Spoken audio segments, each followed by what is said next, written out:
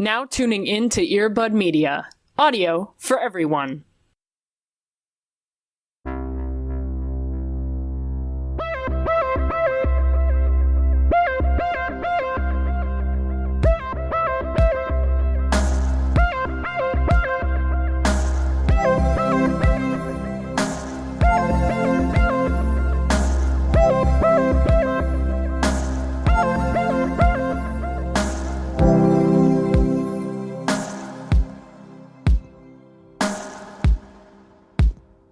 I will say, though, that I think it's making it a little bit hard to come up with that good old comedy juice when I'm just staring at, and this is more of like a self prophecy, more of like a self-induced problem. Sure.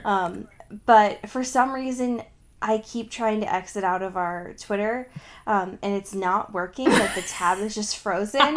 And so it just keeps replaying the clip that you posted of Bella just spinning around in a circle. Don't forget, you're here forever. And it's just got me, like, all up in my feelings today. Yeah. That was it was a team effort, I think, because peek behind the curtain, Allie and I were DMing about something, probably inane and ridiculous. Always. Oh, yeah, right. That was about Cheer. We're talking about how Cheer seems like it was 400 years ago, and turns out it was in January.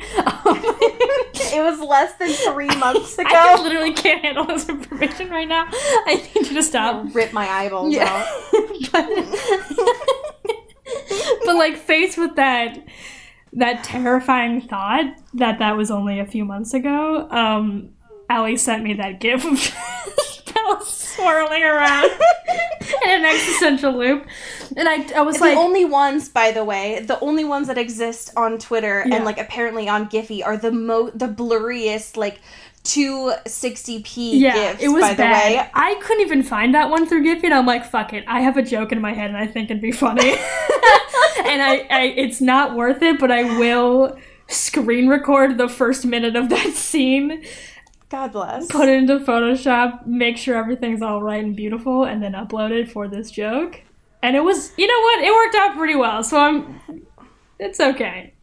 Listen, I think it's worth the bit, because I have never resonated, like, I resonate with New Moon on a deep philosophical level. Right. Like, my emo self has always done that, but that scene in particular really speaks to me. In the past month plus, that I have had no choice but to just stare and out my windows. And I feel like both that scene as well as all of my time in the car as a child being shuffled from one parent to the other. Yeah. Just leaning my head with my iPod shuffle, like leaning my head against the window while it was raining, like pretending like I was in a music video or a movie, has prepared me for this isolation. Yeah. Because now I can just longingly stare out the window and be like, what it would be to be outside. Yeah, we are truly prepared for this moment, I would say. Just this longing, this desperation. Yeah. I think it's really there. And that scene in New Moon in particular really gets it. That disassociation is there, I think. Yeah, absolutely. Speaking of, welcome to Into the Disassociation. Hello, we're back. We're back, but we're still not really here. You know what I mean? Because are we ever? Yeah, I'm here, but I'm not present. You right. know what I mean? Yeah, I'm in an astral plane somewhere. Cody, how the hell are you doing? I'm doing pretty good. I'm feeling inspired, one would say. What the? Is that real? Is that possible? No, I'll tell you why. Because it's hinging on one specific thing that I watched maybe 10 minutes before we started recording. Oh. Did you know that Cardi B went on Instagram Live the other day, I think it was yesterday, with Bernie Sanders? I have heard talk of this, but I did not. I've just seen it like on Twitter. Yeah, people were talking. I did not see it. I thought it was maybe a joke because I think the internet would love that idea conceptually. Right. Yeah. But it happened. It was real. Sure. And they were just shooting the shit together. And it was like straight serotonin into my brain. I'm like, these guys are just hanging out, having fun. Cardi B's just talking a lot and Bernie's just like hanging.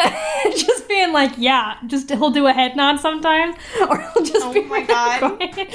And it was magical. It was truly a transcendent experience. Correct me if I'm wrong, but Cardi B studied poli-sci in college. I think so. That might be right. I think so. I don't know a lot about Cardi B. I will say that. Full disclosure.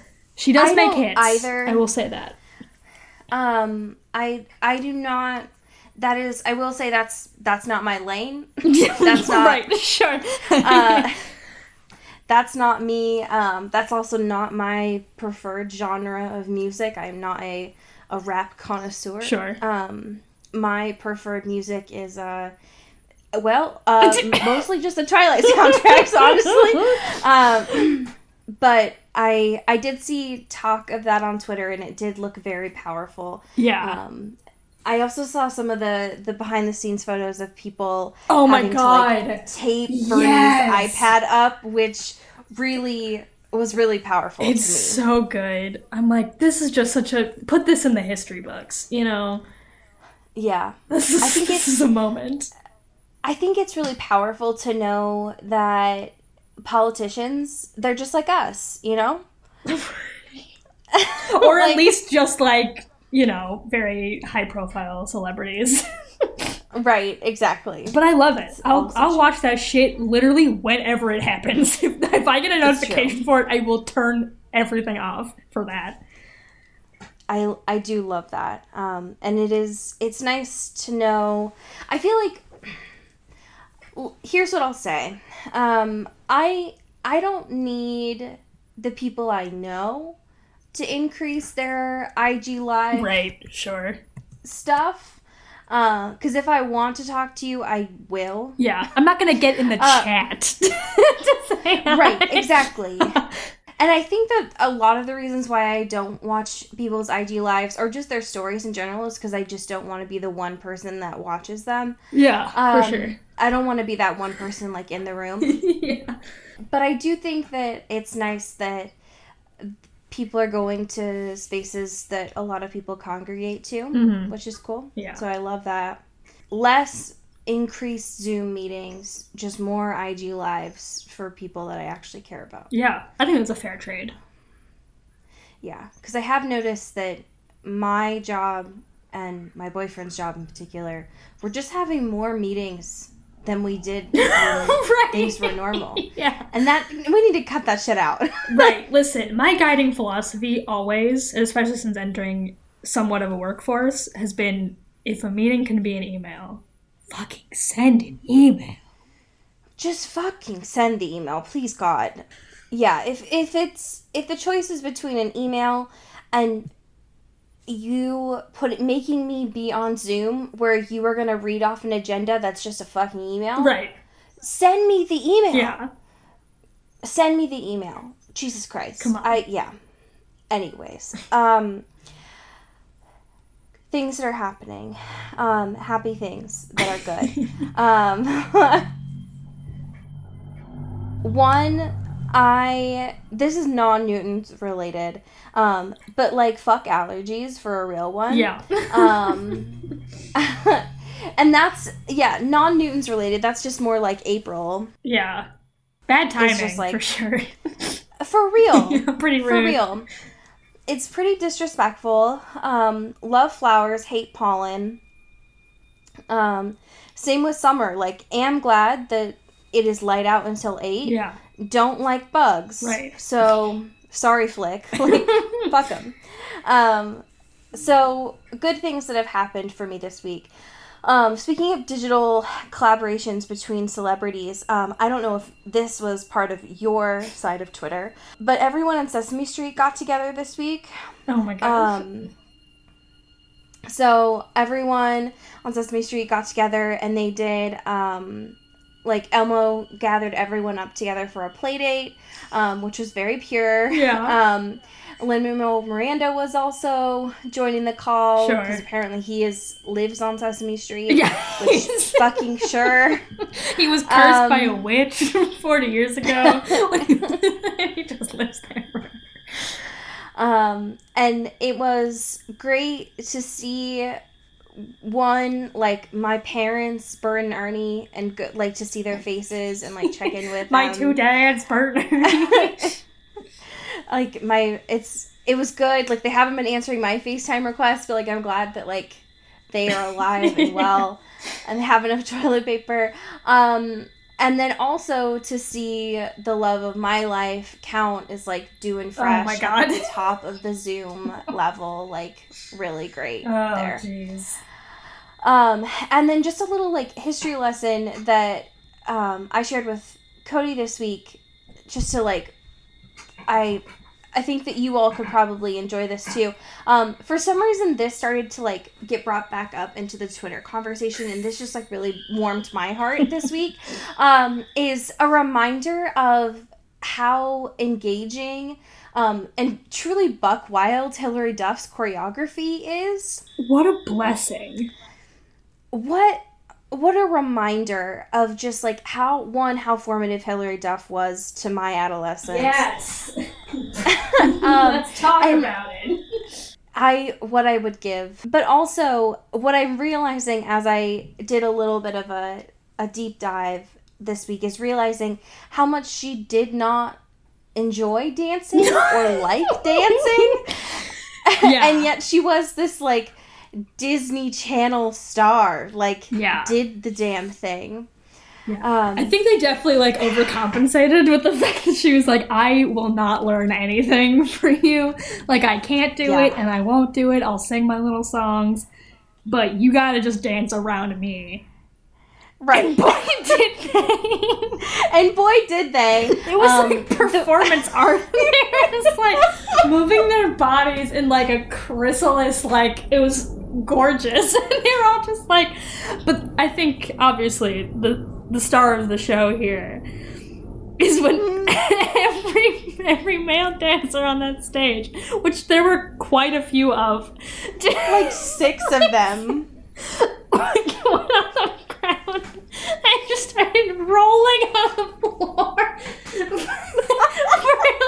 Just haphazardly jump over everyone, or like just a weak step over each person as they barrel towards her on the stage. Like literally barrel rolled. It was the most profound thing because here's Hilary Duff. She's singing Beat of My Heart at some sort of award show. Yeah. And I am just staring, absolutely shocked at this whole thing of these like 6 guys become like caterpillars becoming butterflies. They are absolutely like locked into this chrysalis. And it is unreal that she is having to like Donkey Kong over these men. Yeah. It was powerful and it was amazing, and I would highly suggest. I'm trying to find, I know it's like deep, I know that I had sent it to you, so I'm trying to just find right now who had originally posted it, because doing the Lord's work, one might say. Yes. It was unreal. So thinking about stuff that is actually relevant to this space of Into the Twilight, and not just things that bring us joy, though they can and often do have a Venn diagram in this space. We have quite a few things this week. The first one brings me quite a bit of joy. Yes. And we've talked about it a bit on our Twitter, but I don't know that we have discussed it here on the pod. And Cody, since you are our resident TikTok expert, would you mind telling us about what's happening in that neck of the woods? Yeah, as the official Into the Twilight TikTok correspondent. Thank you. Listen, people love to dance on TikTok. People also love Twilight on TikTok. Thank God. And hear me out. Some people are combining the two together in really beautiful ways. And I love it so much. Most importantly, people are really throwing it back to Bella's Lullaby. And it means so much to me. It's just like everyone looks so sad at first because they're listening to a sad song, but they're just like, they're doing it, man. They're just throwing it back. And I'm happy for them. They really go off. It's so powerful. Yeah. They really do. Yeah. Absolutely. It's not in this article, but Lizzo was one of them. Yeah, I know that we had like shared that video together. Yeah. It's wild to me to always see Twilight content on TikTok. Because it's the idea that they're individuals younger than us that are just carrying on this legacy, which just always makes me very emo. Passing the torch. Yes. But the idea specifically that it's Bella's Lullaby that is, and the idea of twerking, like this, it could not work better. Yeah. We have some more Case Do news, and then we'll get kind of into our 50 Shades corner here. So it was recently Kristen Stewart's birthday. So thank you, the universe, for bringing her here. For birthing her out of existence. Yes, I appreciate her so much. It's wild to think that, like, she is 30 already. That just, like, makes me feel very old because the fact that, like, when New Moon was being filmed was when she had, like, actually turned 18, which, like, it makes me, it's like, time's going by so fast. Yeah. So the reason why we are talking about it, though, in addition to it just celebrating her birthday, is that the relationship that Case2 has with Dylan Meyer has officially become official on Instagram. So, wild news. Pew, pew, pew, pew. Yes. So Dylan Meyer, the screenwriter, posted on Instagram this, like, very adorable photo of the two of them. We've got Dylan, like, smirking. Yeah. Case2. This very... I love this, like, this photo of Case2. Yeah. Because we don't often get... Well, because she doesn't have an Instagram. Right. But this is just, like, a very typical Instagram photo. And I love that. Yeah. The smize is here. It is. It's very powerful. It's just, like, no caption, but just very, very subtle, very sweet. I love that. Yeah. I love it very much. I will say, though, if you scroll down, like, not far, there is a photo of them kissing on their Instagram. And I love that. I love that for them. I love that, too. Yeah, it's... That one, I think, is very powerful to me. And honestly, just, like, a good follow on Instagram. I do see that you follow her now on Instagram. Hey, shh. I love it. Hey. No, it's good. I support it. Man, a lot of people in the comments talking about Robert. Are we still doing this? What's going on, guys? I don't know why. Why do you care? That needs to happen. Much? Why do you care? The idea of that, too, like, it's been so long. Yeah. I don't even know what the guarantee is that even if the fans wanted that to happen, who's to say that it would even work at this point? Right. It's been so long, I sometimes genuinely forget they even dated. I would if I didn't watch the Twilight movies so often. But yes, I agree. It has been, like, literally almost a decade. If not more, if not a decade. Right. Time is fake. Yeah. So, yeah. But yeah, they have changed so much at this point. Like, just let it go. It's okay. Okay. Could you take us into Fashion Corner, please? Ooh, welcome back, everyone. We're hot on the Dakota Johnson watch right now. She is she's been making it into the news quite a bit. She's out and about. She is not following stay-at-home orders. No, she is not. I don't know what she was doing this time, honestly. Yeah, because at least there was the excuse of like, oh, she's walking her dog with Chris Martin. Now she's like, she just needed to be outside. Which, honestly, I get it. That's fair. Do your thing. But, yeah, she's in the Daily Mail, and she's wearing a cute little hoodie with some dice on it, and a pair of jeans with one rip in the knee, and just like regular ass trainers. I like that you call them trainers. That means a lot to me. I don't normally, but when I looked at this, I'm like, this I think is how I would quantify trainers in my brain. And so I just made that decision for me. I respect that. Thank you. I am so ingrained into calling anything that I just always call, they're always just a tennis shoe to me. Yeah, any casual shoe is a tennis shoe. Any casual shoe is a tennis shoe to me. Yeah, that's fair. And that's awful. Like, it always annoys my students because they'll wear like their fancy like Jordans that are like absolutely white, completely taken care of. Right. They do not get exercise in them at all. Yeah. And I'm like, hey, I like your tennis shoes. And they're like, ma'am? Like, these are not, that is not what these are. And I'm like, I don't know what to tell you. It's just who I am. They're like, respect the drip, Karen. And I'm like, I don't know what. I don't know if I can. Okay. I just say tennis shoes. I don't know what to tell you. Okay. Speaking of apologizing, our last bit of news this week. We've had Jamie in here quite a bit, I feel like. Yeah. Jamie Dornan, I don't know that I can say his name anymore without having a sigh next to it, and that is unfortunate. He has recently come back into the space because he needs to have the last word, I guess, about the Imagine video. Right. It's about time, you know?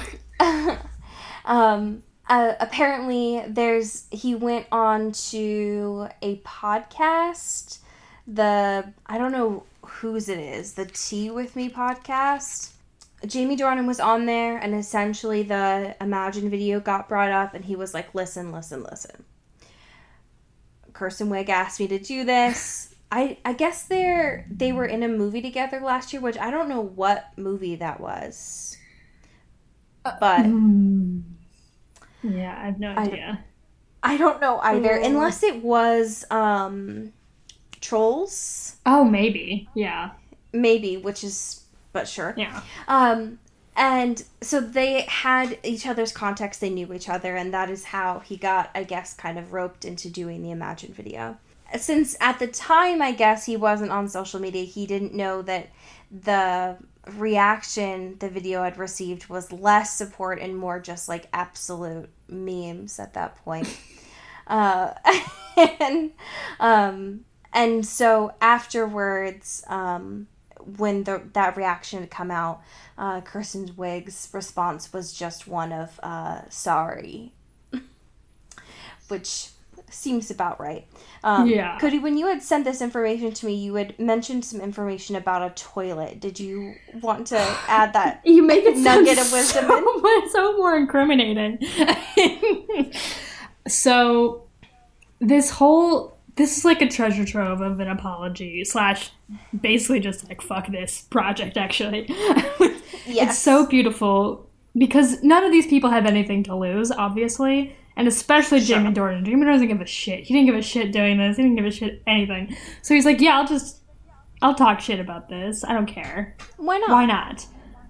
And he was like, well, I didn't want to like make it seem like I lived in a fucking, like, nice-ass mansion, because I do, and I'm rich or whatever, because that seems like not the point, because I'm fucking making guap like it's great, and I don't want to brag.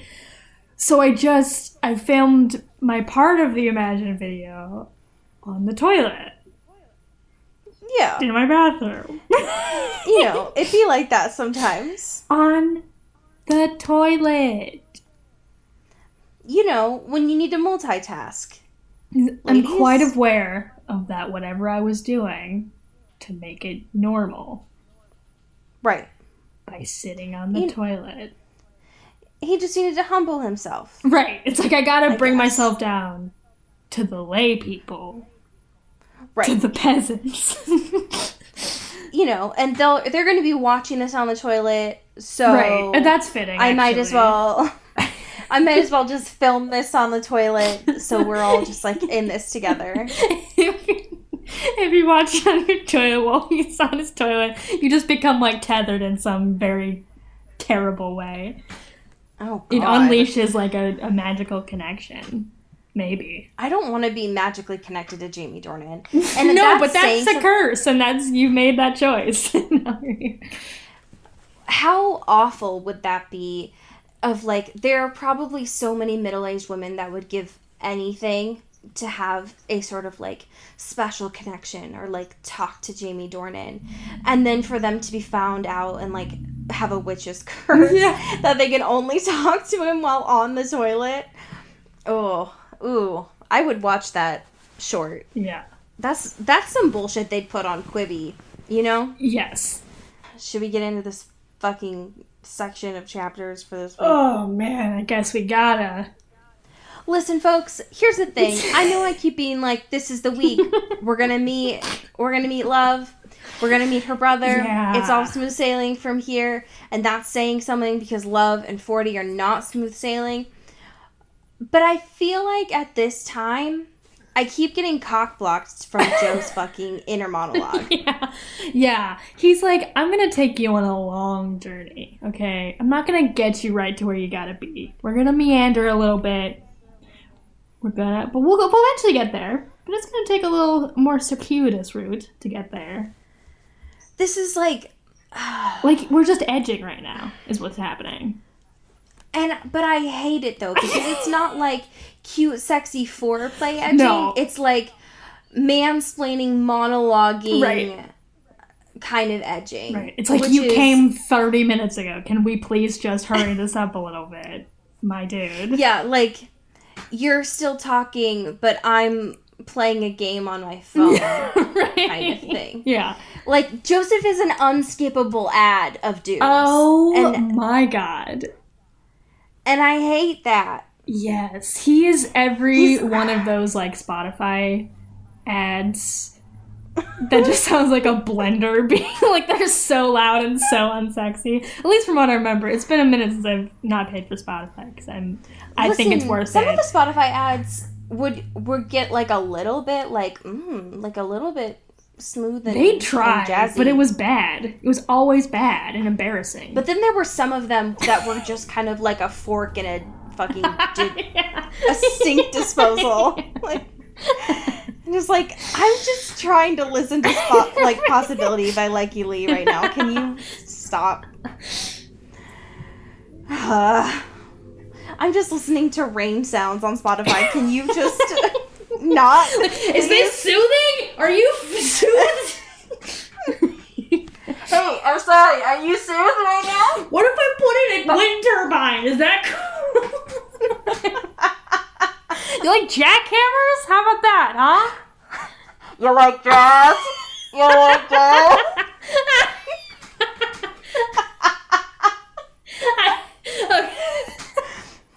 If Spotify ads were just you like jazz, I would be so comfortable never paying for Spotify ever again. That's amazing. Oh my God. Yeah, same. But no other genre, just jazz. Or just like, you like jazz and it transitions to whatever you're listening, which was not jazz. Oh, Shark Tank, I got some ideas. Let's make it happen. Just, you like jazz? And you say yes, and then it just transitions to Fall Out Boy. It's like, no, what? Listen, jazz is whatever you make of it. You know what I mean? Spotify have a really good idea for you for next April Fool's Day. Yeah, listen, hit us up. We got you. The ultimate collaboration between the B Movie and Spotify. Oh my God. No. that's all I'm imagining. It's just that fucking bee saying, "You like jazz?" I hate it. Let's just talk about the bee movie instead of Joe. No. I don't want to talk about Jerry Seinfeld as a bee seducing a human woman. You really just channeled that. Like, that was like some Krav Maga energy, like wielding shit right there. Oh my god. I've watched that scene from the Bee Movie so many times. I think it's so funny. Oh my god. There's so many clips on YouTube where it's like speeded up and slowed down. Oh yeah. Oh yeah. Oh. It really messed up my YouTube algorithm, but like it's fine. Worth so worth it. It's all I want. It's so worth it. That's all I want to watch anyway. Oh, I don't know what the fuck we were talking about, but anyways. Okay, so previously on You Like Jazz. No, we can't keep doing it. Joseph met Love, but like from across the bar. Yeah. He calls her the cotton candy lady. He went to get a drink of water from the bar, and she like took it from him, and he was like, wow, I came immediately. That's the one for me. But instead of doing anything about it, because he's Joseph, he still went home with his like bad Tinder date. And woke up in the morning with a strange tattoo. He wasn't sure how he got it.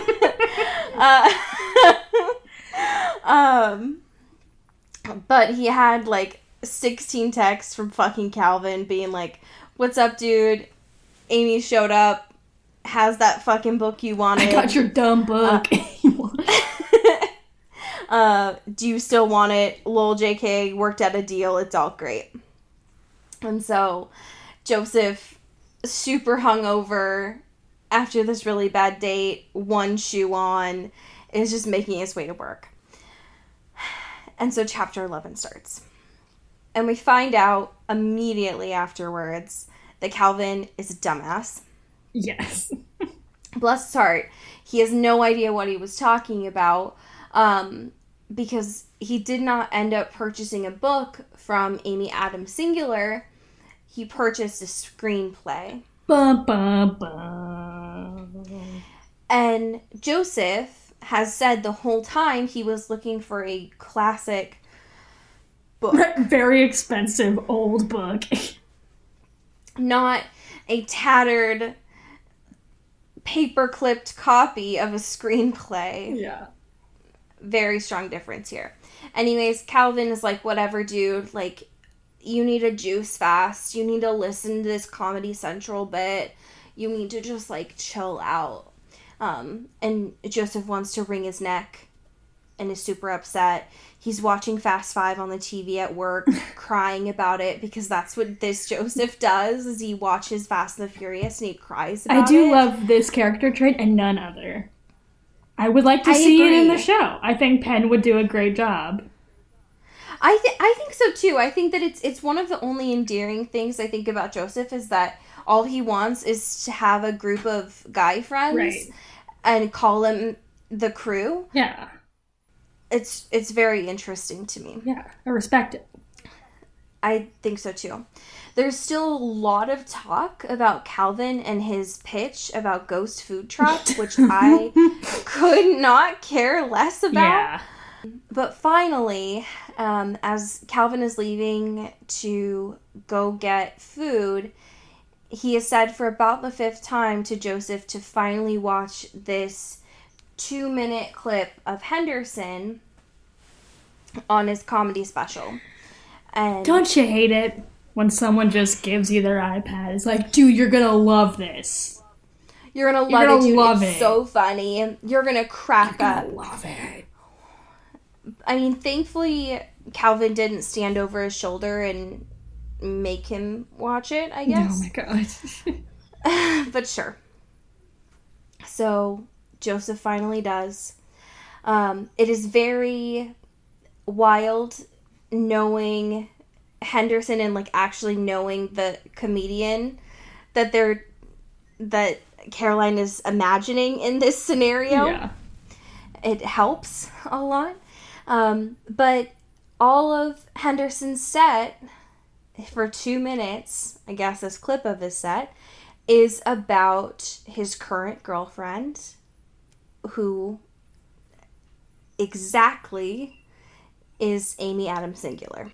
The thing that really concerns me about Amy Adams is how she is somehow completely resistant against UTIs.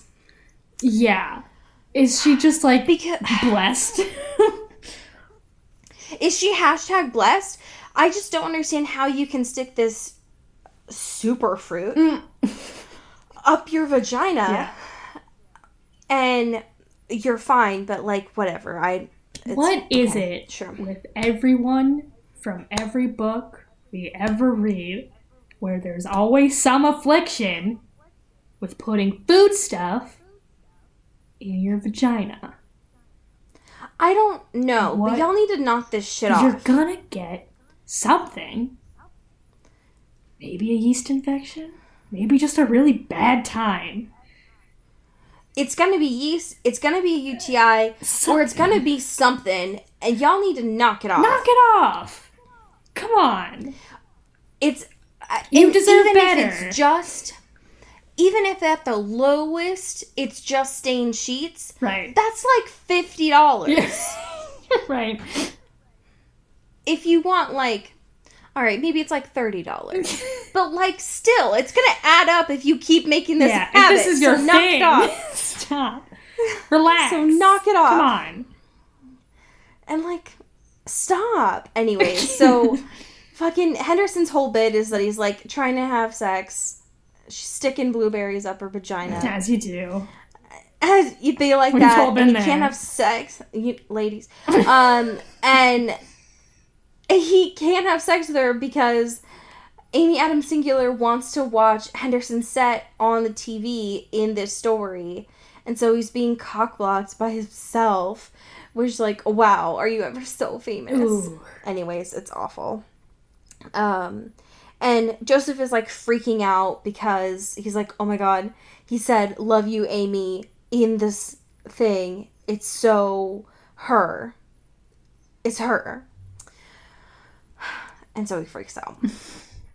And tells Calvin, like, this is genius to get him to come back. And the whole point of this is that he wants to go to Henderson's because apparently on Fridays he has people come over to his house for a party so he can practice his material on them. Which I hate. That's awful. What a just self jerk off, you know? Absolutely. But, you know, sure, I guess. And Joseph is trying to convince Calvin, like, it'll be great, dude. Just pitch your ghost food truck thing to him. It'll be perfect. The only problem is that I guess this is sort of exclusive, and you need, like, a password to get into his house, which, thankfully, he knows Delilah, and Delilah knows everything. Yes. And Delilah knows that the password is a 90210 reference, because Henderson is a stereotype of even himself. I love it. And the goal is now to go to Henderson's with Delilah showing up, Calvin showing up, because he's very excited about Henderson's guac. And now Joseph has a plan to kill Amy because, of course, she's going to be there. Dun, dun, dun. It's all going to work out perfect because it's Joseph. Right. And why wouldn't And it? he makes consistently flawless, well thought out plans that have never gone wrong. Right. Ever.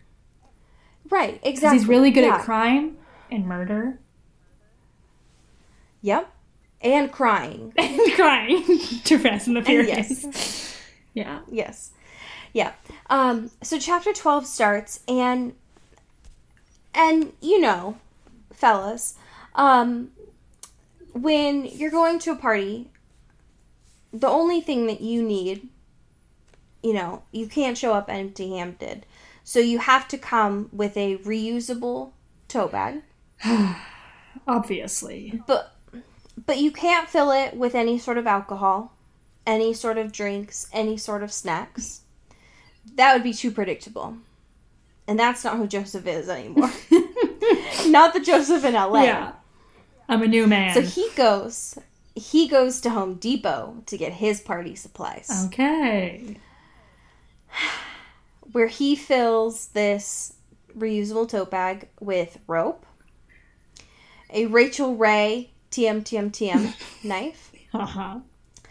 rubber gloves, plastic bags, duct tape, and his, 3 bottles of Percocets.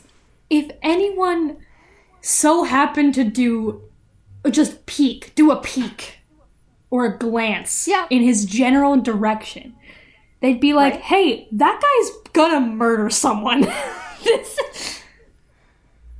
Yeah, given that most tote bags don't have a zipper unless it's like a Trader Joe's exposed. Bag or like a Whole Foods bag or something. Yep. What? Did he at least get a little sheet above around it so he didn't just have his knife just out there in the open? You're not going to put any snacks on top to kind of mask just a your bag whole thing? of Fritos, maybe? Come on. Fucking think a little bit. God damn, dude. God damn. We have to do all this work for you? Do you ever learn? So bad. Well, the problem is he's never really been invited to a party before. That's true. He doesn't The only parties he got invited to last book were because they were Beck's and Beck's friends. Yeah. So that's the problem. Wow. Take me back to Peach's divorce party rager. Mood. Ultimate mood. Here's the problem. When he goes to Home Depot to get all these things, one, we're back in a kind of construction-y kind of store. And so the woman there is like, ooh, Short King coming in, wanting to get rope. Maybe this is my own personal 50 Shades. And then at the register, the woman is like, she even says out loud, oh, I'm a big fan of 50 Shades. And it's like, oh, ma'am, don't. Hey. Hate that. Now that he's got all these things, no attempts to conceal them, he gets into this fucking clown car of him and Calvin and all of Calvin's friends. Just gaggle of boys over here. Just so many fucked up men that Joseph doesn't even bother to learn their names on this, what you can imagine is at least a 45-minute lift. Because they're going up into the hills. Yeah. He just decides to call them piss ants, which, great, Joseph, thank you for your work. So they get there. After this, pages worth of gross dialogue between these nasty dudes. And there's still some discussion at this point of, Joseph sets an alarm. He's, trying to have an alibi with Delilah, but, simultaneously blow her off. Yeah. And I keep trying to, in my mind, remember that in the book, Delilah is not the same as TV Delilah. Yeah. This is a very different energy. It is. For sure. Which is a shame, because I want to be nice to Delilah, and then I'm I don't actually know her yet. All we know is that she has a Don't Stop Believing tattoo on her thigh. Exactly. And that's pretty damning information. It is. It's powerful energy, but I don't know that I want to be around that energy. Yeah. So this party is, I hate it. It's so bad. The only thing that we know about it is Joseph is convinced that Amy will be there, and Calvin has done nothing but talk up this guac. And we know Henderson will probably do a set there. So when they actually show up and they get inside, it is a mess. And it is not a lot like it was in the TV show. My main concern, I don't know about you when you were reading this, was where the fuck is Joseph going to put his bag? Right. For real. Like, what is it? Because you can't just leave it somewhere. No. Murder materials. Yeah, I was so fucked up the whole time of just being like, what do you do with this? You can't put it in the bathroom. Like, where is it going to go? So that had me a whole mess the whole time. And then they finally start talking about the guac that Calvin has not shut up about. And then Joseph does the unspeakable. And this might be a Henderson thing. Like, Henderson might have only had these chips out. I don't know. Yeah. But Joseph picks up a Dorito and he sticks it into the guac. And I just need to know why. Yeah. Understandable. Because I already know who hurt you, Joseph. I just need to know why this is happening. I hate it. That really fucked me up. I found this scene quite boring, personally.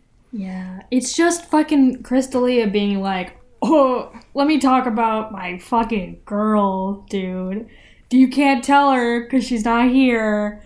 But I'm gonna talk about her. Oh, yeah, because she's up north. I'm gonna talk about her, and it's not gonna be nice. But it's funny, because I'm funny. And it's just like bad jokes. They're not even really jokes. It is bad jokes. It's just like, man, my girlfriend has pubic hair. Whoa. Whoa. Yeah, Joseph freaks out as soon as he hears Crystalia / Henderson be like, oh yeah, my girlfriend's up north. And he's like, I didn't plan that she wouldn't be here. I don't understand. And so he's like, oh fuck, I gotta figure something else out. And then there is literal pages of this awful quote unquote set where it's just non-jokes of him talking about Amy Adams singular. Yeah. Where it just basically, it stops at the part where Amy Adams says that she had an ex that was bad at sex. And Joseph gets up and is like, that's it. That's the end of this. How dare she badmouth me? Yeah. It is such a weird... A, it's still not a joke. But nope. B, it's like a weird thing to say in response to that question. Like, he's like, oh man, did I do it? Did I make you come? Like, am I hot? Do you like me or whatever? And she's just like, let me tell you something, okay? The last boy I was with, I didn't love him, and he wasn't good at sex. It's like, that wasn't the question I asked you. Also, not information I asked for what I needed. He writes jokes about her like she is an NPC. Yes. Like she just says words and sometimes. And sometimes they fit with the conversations that they're having, but most of the time they don't. Yeah. And this is one of those things where, honest to God, I can't tell if Caroline is doing that on purpose of, like, I'm going to show that Henderson just doesn't understand women and, like, honestly isn't funny. Yeah. Or if she can't, does she get it? Like, does she know that she's doing this on purpose? And that's, if I can't tell, then it's like, ooh. Yeah. Ugh. So, it's rough stuff. Yikes. But anyways, Joseph is like, my ego is negative and I can't handle this anymore. And so he gets up, and the only thing that he can do to help with his ego at this time is not to, like, belly breathe or something. It's to fucking grind up 4 of those Percocets and put them in fucking Henderson's hydro flask that he had next to his bed and dip out. Because that solves problems, I guess. Sure. And he was like, yeah, I'm gonna tweet out your fucking invite, man. Have fun with all these people at your party. Got him. Nice, I did it. Not even saying that it was from, like, an anonymous Twitter or anything. Just put it on his Twitter, I guess. Because sure. And that's where it ends. So, oh boy. Still next have week not had it for sure, right? It's gotta be, right? For sure, right? We're gonna see love. We are 20% into this book. How have we not met her yet? Yeah. Here's the thing. I do have a pretty seeping suspicion that Calvin is supposed to be 40, because that's just the vibes that I get. That hurts me. What do you mean? Listen, I know we love 40, but, like, aside from his actor, 40 as the character is a bad dude and is basically Calvin. Because he writes bad screenplays, he works at the fucking grocery store. I will agree. I think in this chapters, like this section of chapters, I started to get more of a sinking suspicion of, like, oh god, I think that's supposed to be 40. Yeah. And that fucked me up. Right. Of, like, yeah. I was like, if this is supposed to be 40, that's gonna really mess with my head, because that's not who I was seeing in my mind. It's not our boy all. with the soft sweaters and the soft eyes. It was not who I was picturing at all. And so I think that will be really interesting to see moving forward, if that is how they are actually going to be playing this. Yeah. Because I think that it would make sense if that's how he's able to, like, not do shit and still keep a job, as, like, oh, right. I'm the boss's kid. Yeah. Like, that tracks for me. But I do think that is interesting that they were able to make him a lot more charismatic on screen. Yeah.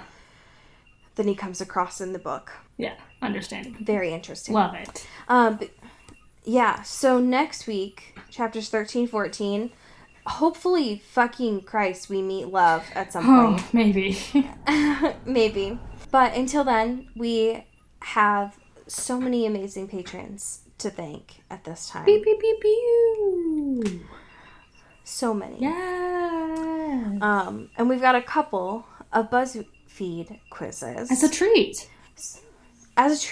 So that you can take one of these to help pass the time. Yeah, that's our gift to you. It is our gift to you. All right, would you like to go first? Hell yeah. Shout out Rebecca Cullen. Pew, pew, pew. Who's gonna be very on brand. Correctly identify these screenshots to determine if you have a lot of random Twilight movie knowledge. Oh my god, I'm gonna take that right now.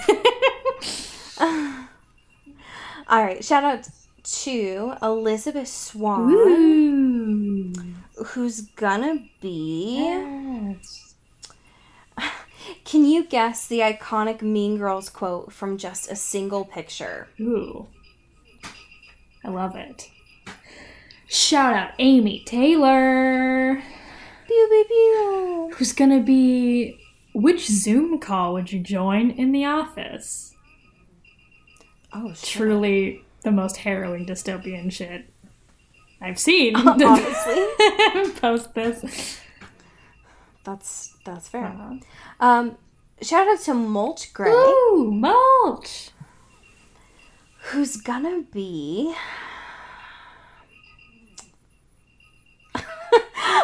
who's gonna be... This vegetable naming quiz goes from easy to difficult real quick. Oh no! Is that a threat? And it says, you can beat it. I know you can. Oh no. Okay. Shout out to Kelly Beck. Pew. Who's gonna be... Choose some flowers in every color, and we'll tell you what dog you are. Oh. Do they just make generators for this? People aren't actually writing these anymore, right? We've just made a bot where we can just spit them out. They have to be. That one, especially the photo on that one, is like really wild. It's like Selena Gomez with a dog and some tulips. Yeah, that one's like really funny. Okay. All right. This one is for our friend, our foe, our love, our woe. Taylor Brown Town Lautner. Yes. Who's gonna be the hardest Would You Rather Disney Channel original movie quiz? Ooh. Yeah. Intense. Yeah. I love it. Shout out. Erin Salinger. Who's gonna be? There are 24 LaCroix flavors. I bet you can't even name 10. Excuse me. So what if I can't? And for what? And for And what? for what? And for what? Oh, you have 3 minutes to do it too. Wow. Oh my god. Wow. They're really upping the stakes over at BuzzFeed. All right. And for Sophia Salinger, I have, can you pass this AP Hunger Games test? What? That is not a standard of testing that is applicable here. College admissions are like, well, how well did you do on the Hunger Games test? Listen, because we can't take your GPA, we gotta choose something. You gotta fight, I think. Someone. Yeah.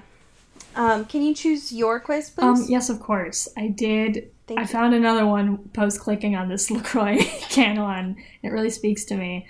It's how many flavors of instant ramen can you name? But the photo they use like a regular photo of like the hot and spicy chicken ramen or something. But next to that, they do have a photo of Justin Timberlake with his crunchy little blonde hair. Oh and my it's god. really sending me to space. Oh my god. What? Speaking of Oh which, my god. okay, my quiz is going to be, would you eliminate the same Twilight characters as everyone else?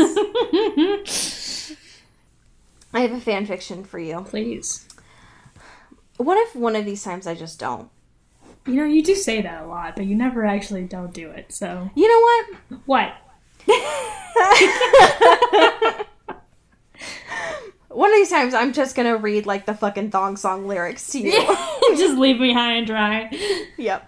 Alright. I have a Wattpad fanfiction for you today.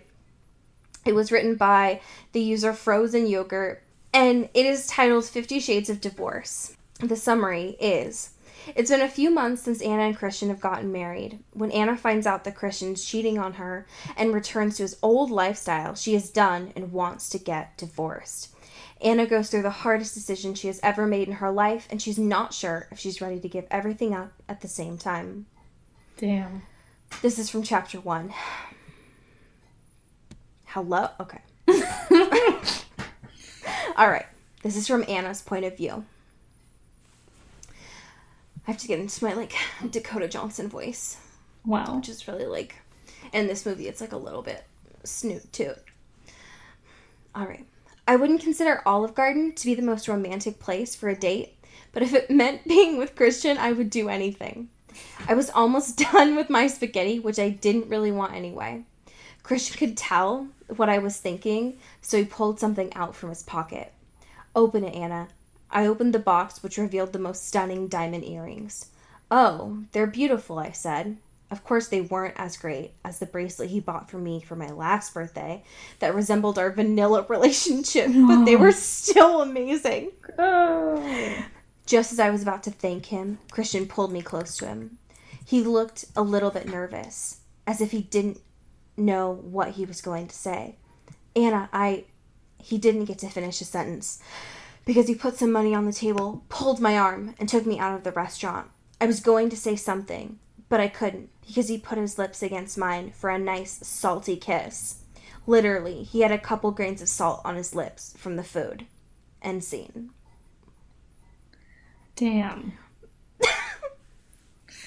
You ever just want a salty kiss from Bae? No, I don't. Just a rough, exfoliating, salty kiss from just Bae? a fucking sea scrub. No. You ever just want that good up-close ASMR from Bae? Oh, God. I hate it. Do you think that exists on YouTube? Just a salty, like, salt application? A salty whisper from your lover. Just a kiss from a mermaid. I mean, if anyone's doing it, it's that girl who's like, I'm your plague doctor, and it's the 1800s. Taking care of you or whatever. That's so real. Yeah. Anyways, I just love the idea that Christian would take them to Olive Garden. Yeah, it's pretty good. That really... Well, when you're here, your family. You know what I mean? Oh my god. That's us, though. Like, hi, welcome to Into the Twilight when you hear your family. Oh my god, we just get so sued. So unbelievably sued. Just start sending out our stickers, but, like, on the long version, like breadsticks. When you're queer, your family, you know? We're never gonna financially recover from this. All right. Well, so as we say in LA... Get bit. And get whipped. And get breadsticks. Yeah. Go get some breadsticks. Or make some breadsticks. Make a little sourdough starter. Get your own little breadstick situation going. I'm not going to make bread, but I'll make some breadsticks, though. Fair enough. I'm not going to make bread. Come on. This is an Earbud Media production. You can find us on Twitter at Earbud Media and listen to the rest of our shows. You can find this show on Twitter at Into the Twilight, as well as intothetwilight.show. You can send us an email at intothetwilightshow@gmail.com. You can also become a sponsor of the show or buy some merch at intothetwilight.bigcartel.com. Our art is done by Maddie Padilla, who you can find at YourGhostHost44 on Instagram, and our music is done by Eli Krause, you can find at Eli Sauerkraus and KrauseFilms.com. The intro and outro is by KB Smith, who you can find at KB__Smith on Twitter. You can find Allie on Twitter at Into Wild Places, and you can find me at Dyke Discourse. You've been listening to Earbud Media Production. Earbud Media. Audio for everyone.